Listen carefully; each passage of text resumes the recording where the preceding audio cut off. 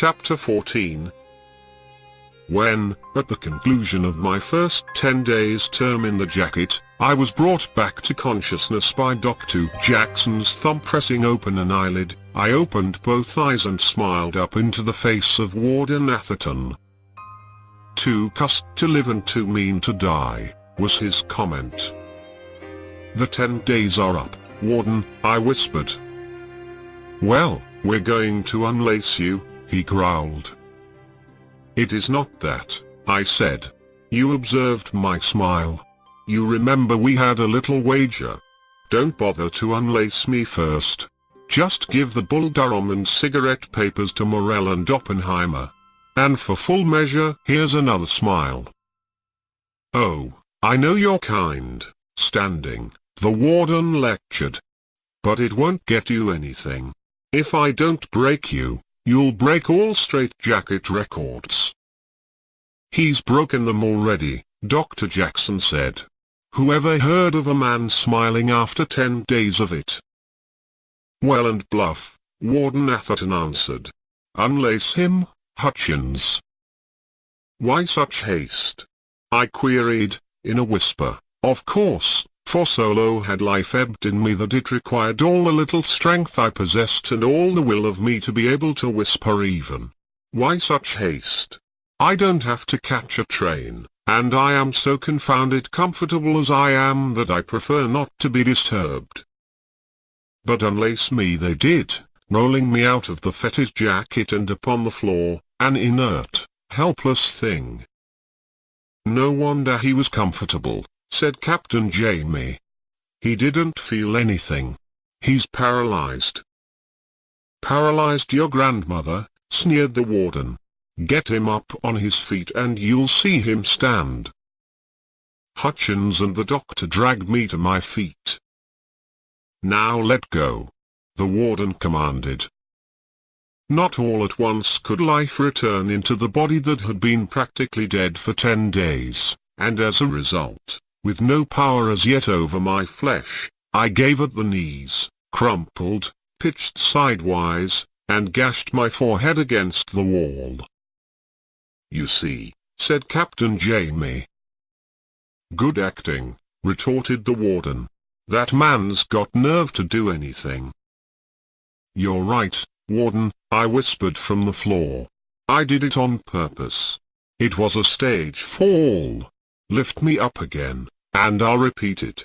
I promise you lots of fun." I shall not dwell upon the agony of returning circulation. It was to become an old story with me, and it bore its share in cutting the lines in my face that I shall carry to the scaffold. When they finally left me I lay for the rest of the day stupid and half comatose. There is such a thing as anesthesia of pain, engendered by pain too exquisite to be borne, and I have known that anesthesia. By evening I was able to crawl about my cell, but not yet could I stand up. I drank much water, and cleansed myself as well as I could, but not until next day could I bring myself to eat, and then only by deliberate force of my will. The programme as given me by Warden Atherton, was that I was to rest up and recuperate for a few days, and then, if in the meantime I had not confessed to the hiding place of the dynamite, I should be given another 10 days in the jacket. "Sorry to cause you so much trouble, Warden," I had said in reply. "It's a pity I don't die in the jacket and so put you out of your misery." At this time I doubt that I weighed an ounce over 90 pounds. Yet, 2 years before, when the doors of San Quentin first closed on me, I had weighed 165 pounds. It seems incredible that there was another ounce I could part with and still live. Yet in the months that followed, ounce by ounce I was reduced until I know I must have weighed nearer 80 than 90 pounds. I do know, after I managed my escape from solitary and struck the guard Thurston on the nose, that before they took me to San Rafael for trial, while I was being cleaned and shaved I weighed 89 pounds. There are those who wonder how men grow hard. Warden Atherton was a hard man. He made me hard, and my very hardness reacted on him and made him harder. And yet he never succeeded in killing me. It required the state law of California, a hanging judge, and an unpardoning governor to send me to the scaffold for striking a prison guard with my fist.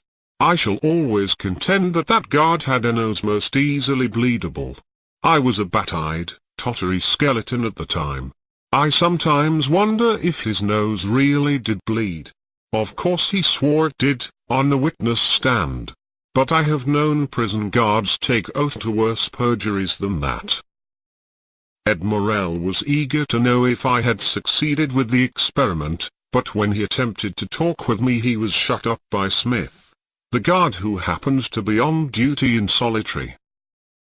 "That's all right, Ed," I rapped to him. "You and Jake keep quiet, and I'll tell you about it. Smith can't prevent you from listening, and he can't prevent me from talking. They have done their worst, and I am still here."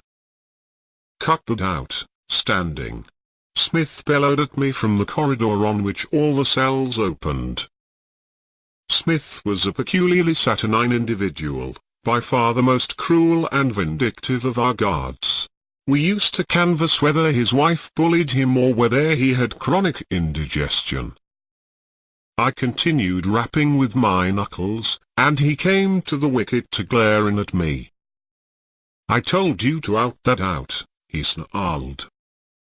"Sorry," I said suavely, "but I have a sort of premonition that I shall go right on rapping. And, excuse me for asking a personal question. What are you going to do about it?" He began explosively, proving, by his inability to conclude the remark, that he thought in heads. "Yes?"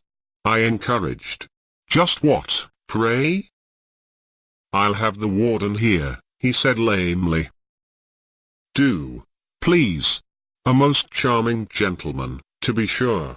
A shining example of the refining influences that are creeping into our prisons. Bring him to me at once. I wish to report you to him." "Me?" "Yes, just precisely you," I continued. "You persist, in a rude and boorish manner, in interrupting my conversation with the other guests in this hostelry." And Warden Atherton came. The door was unlocked, and he blustered into my cell. But oh, I was so safe. He had done his worst. I was beyond his power. "I'll shut off your grub," he threatened. "As you please," I answered. "I'm used to it. I haven't eaten for 10 days, and, do you know, trying to begin to eat again is a confounded nuisance." "Oh, ho, you're threatening me, are you? A hunger strike, eh?" "Pardon me," I said, my voice sulky with politeness. "The proposition was yours, not mine. Do try and be logical on occasion. I trust you will believe me when I tell you that your illogic is far more painful for me to endure than all your tortures." "Are you going to stop your knuckle talking?" he demanded. "No, forgive me for vexing you, for I feel so strong a compulsion to talk with my knuckles that—" "For 2 cents I'll put you back in the jacket," he broke in. "Do, please. I dote on the jacket. I am the jacket baby. I get fat in the jacket. Look at that arm." I pulled up my sleeve and showed a biceps so attenuated that when I flexed it had the appearance of a string. A real blacksmith's biceps, eh, Warden? Cast your eyes on my swelling chest. Sango had better look out for his laurels. And my abdomen, why, man, I am growing so stout that my case will be a scandal of prison overfeeding. Watch out, Warden, or you'll have the taxpayers after you." "Are you going to stop knuckle talk?" he roared. "No, thanking you for your kind solicitude.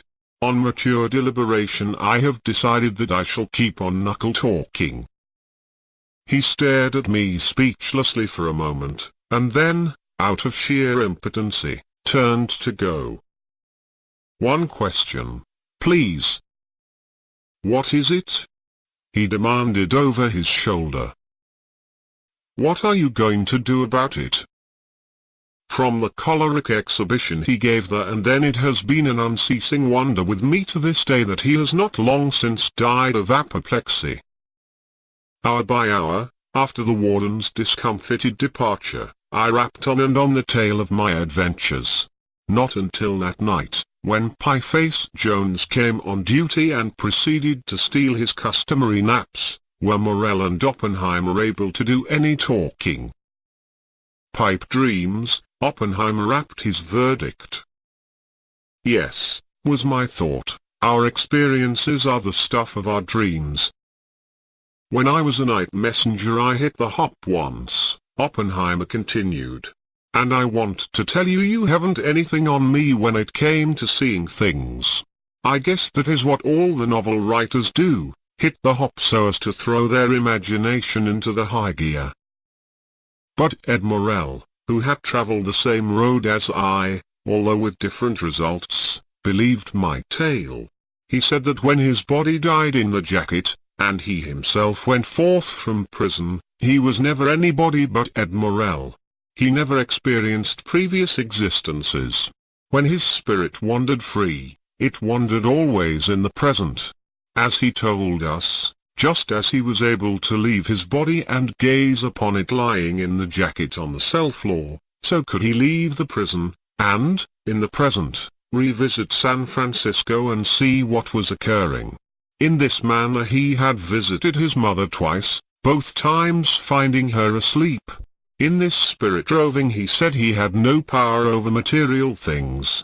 He could not open or close a door, move any object, make a noise, nor manifest his presence. On the other hand, material things had no power over him.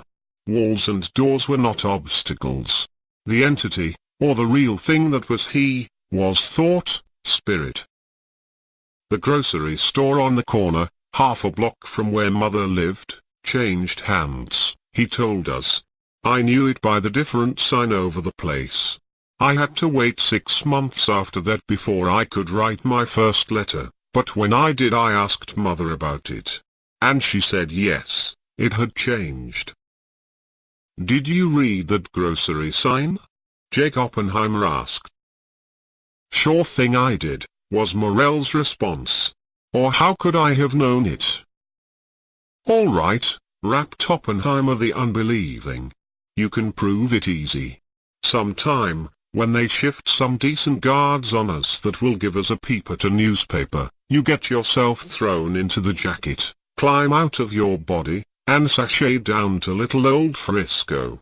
Slide up to 3rd and mark it just about 2 or 3 a.m. when they are running the morning papers off the press. Read the latest news. Then make a swift sneak for San Quentin, get here before the newspaper tug crosses the bay, and tell me what you read. Then we'll wait and get a morning paper, when it comes in, from a guard. Then, if what you told me is in that paper, I am with you to a fare you well." It was a good test. I could not but agree with Oppenheimer that such a proof would be absolute. Morell said he would take it up sometime, but that he disliked to such an extent the process of leaving his body that he would not make the attempt until such time that his suffering in the jacket became too extreme to be borne. "That is the way with all of them, won't come across with the goods," was Oppenheimer's criticism. "My mother believed in spirits. When I was a kid she was always seeing them and talking with them and getting advice from them, but she never come across with any goods from them. The spirits couldn't tell her where the old man could nail a job or find a gold mine or mark an 8 spot in Chinese lottery. Not on your life. The bunk they told her was that the old man's uncle had had a goiter, or that the old man's grandfather had died of galloping consumption, or that we were going to move house inside 4 months, which last was dead easy, seeing as we moved on an average of 6 times a year.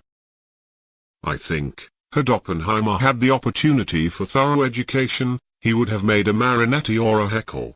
He was an earthman in his devotion to the irrefragable fact, and his logic was admirable though frosty. "You've got to show me," was the ground rule by which he considered all things. He lacked the slightest iota of faith. This was what Morel had pointed out.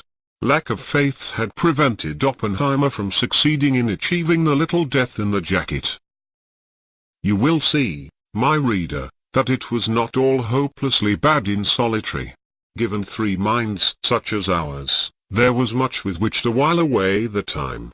It might well be that we kept one another from insanity, although I must admit that Oppenheimer rotted 5 years in solitary entirely by himself, ere Morel joined him, and yet had remained sane.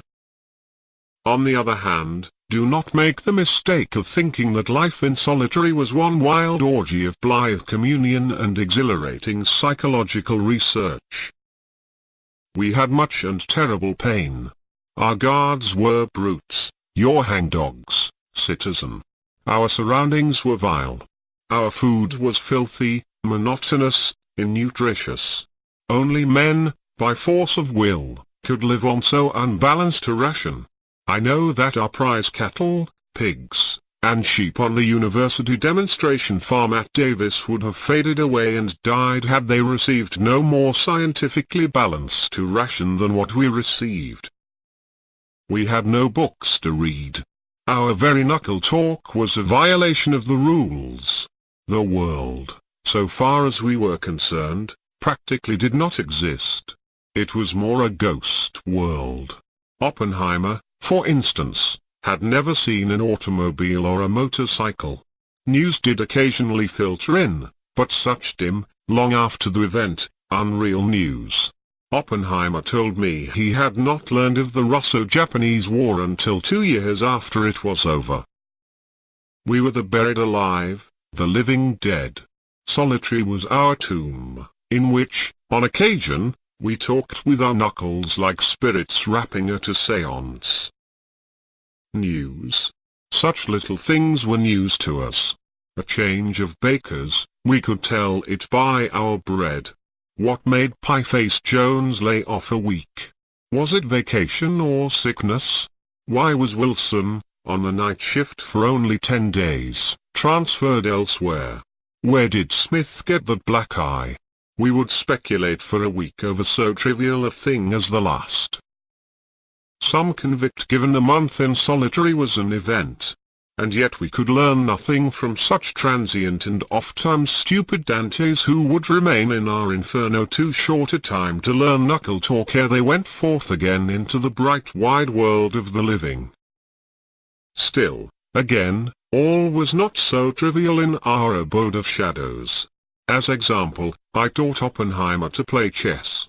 Consider how tremendous such an achievement is, to teach a man, 13 cells away, by means of knuckle raps, to teach him to visualize a chessboard, to visualize all the pieces, pawns and positions, to know the various manners of moving, and to teach him it all so thoroughly that he and I, by pure visualization, were in the end able to play entire games of chess in our minds.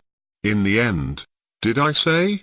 Another tribute to the magnificence of Oppenheimer's mind. In the end he became my master at the game, he who had never seen a chessman in his life. What image of a bishop, for instance, could possibly form in his mind when I rapped our code sign for bishop? In vain and often I asked him this very question. In vain he tried to describe in words that mental image of something he had never seen but which nevertheless he was able to handle in such masterly fashion as to bring confusion upon me countless times in the course of play. I can only contemplate such exhibitions of will and spirit and conclude, as I so often conclude, that precisely there resides reality. The spirit only is real. The flesh is phantasmagoria and apparitional. I ask you how, I repeat, I ask you how matter or flesh in any form can play chess on an imaginary board with imaginary pieces, across a vacuum of 13 cells spanned only with knuckle taps